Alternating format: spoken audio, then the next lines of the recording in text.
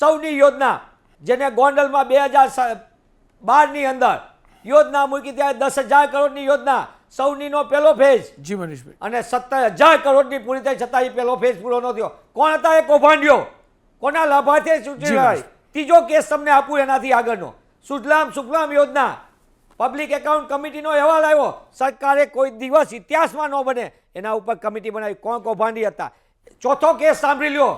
એટલા માટે હું આ કેસ કહી રહ્યો છું કે આ બધાના પુરાવા ક્યાં ક્યાં સુધી કઈ રીતના ખેલ ચાલે. ગુજરાતમાં લૂંટનો કારોબાર ભારતીય જનતા પાર્ટીની ભ્રષ્ટ સરકારના આશીર્વાદથી ગુજરાતમાં ફૂલ્યો ફાયલો છે અને એનો ભોગ ગુજરાતી બની રહ્યા છે અને એના બદલે લાજવાન બદલે ગાજી રહ્યા. સરકારી છેલ્લી 10 સેકન્ડ સરકારી વ્યવસ્થાને તોડી મરોડીને પોતાના મળતિયાઓને સરકારી તિજોરી લૂંટાડીને જમીન હોય 1 રૂપિયાની લઈને કે પછી એના પછી શિક્ષા વિભાગ હોય કે ગૃહ વિભાગ ભ્રષ્ટાચારના કેન્દ્રો બની ગયા.